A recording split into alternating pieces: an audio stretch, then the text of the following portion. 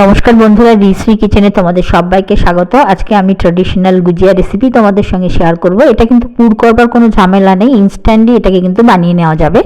দেখো আমি এখানে ময়দা নিয়ে নিয়েছি, সঙ্গে লবণ আর একটু ঘি দিয়ে ময়াম দিয়ে দিচ্ছি। ঘি দিলে কি হয়, তাহলে খুব খাস্তা হবে জিনিসটা, সেই কারণে আমি একটু ঘি দিয়েছি। তোমরা চাইলে তেল দিয়েও করে দিতে পারো। আর অল্প অল্প করে জল দিয়ে আমি একটা ডো বানিয়ে নেবো, যেমন আমরা লুচি পরোটার জন্য ডো বানাই তেমনই হবে। খুব শক্তও হবে না, আবার খুব নরমও হবে না। এটাকে ঢাকা দিয়ে রেখে পুরটা তৈরি করে নেবো। এখানে আমি 1 কাপ নারকেল কোড়া নিয়েছি, সঙ্গে পেঁয়াজ দিয়ে দিচ্ছি, পরিমাণ মতো লবণ, একটু মিষ্টি, আর তার সঙ্গে লঙ্কার গুঁড়ো, গরম মশলা, আর তার সঙ্গে কিছুটা ধনেপাতা মিশিয়ে আমি পুরটা বানিয়ে নিচ্ছি। তোমরা চাইলে এখানে কুচনো কাঁচা লঙ্কা দিয়ে দিতে পারো। দেখো আমার পুরটা তৈরি হয়ে গেছে। এবার আমি ডোটা থেকে দুটো হাফ করে নিচ্ছি লেচি, একটা বড় লেচি নিয়ে নিলাম। এটাকে আমি বেলে নেব। এটাকে একটা রুটির আকারে আমি বড় করে বেলে নিচ্ছি, দেখতে পাচ্ছ। দেখো আমি এটাকে বড় করে একটা রুটির আকারের শেপ দিয়ে দিয়েছি।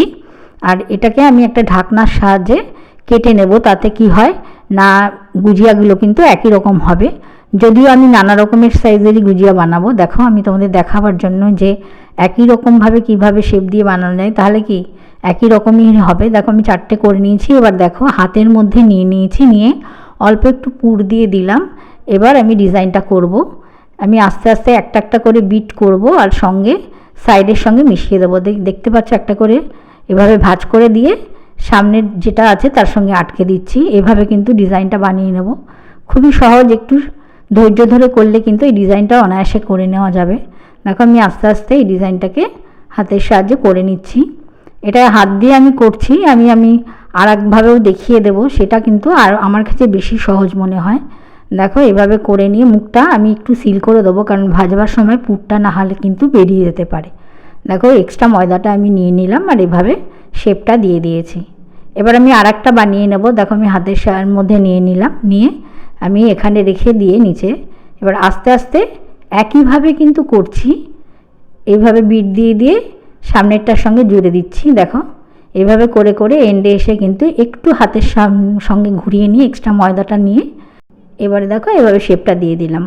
আমি আর একটাও করছি। দেখো যদিও এটা আমার মেয়েই করেছে, শিল্পকলাটা আমার মেয়ের, এটা একটা নতুন ধরনের ডিজাইন, তো ও দেখাবে বলে বললো আমি করছি মা, দাও। তো দেখতে পাচ্ছ ও কিন্তু এইভাবে এটাও একটা একটা করে বিট দিয়ে পেছনের সঙ্গে জুড়ে দেওয়া। এভাবে করে করে এই ডিজাইনটাও কিন্তু ভালোই লাগে।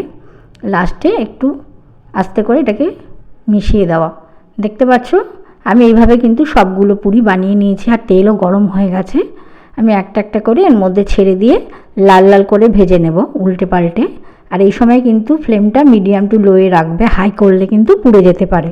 বন্ধুরা আজকে কিন্তু আমি ভাজবার জন্য সর্ষের তেল ব্যবহার করেছি, তোমরা চাইলে রিফাইন্ড অয়েল ব্যবহার করতে পারো। দেখো আমি 4টে কিন্তু ভেজে নিয়েছি, আর বাদবাকিগুলোকেও কিন্তু আমি একটা একটা করে সব ছেড়ে দিচ্ছি। আমি বাদবাকিগুলোকেও কিন্তু ভালো করে লাল লাল করে দেখো ভেজে নিয়েছি।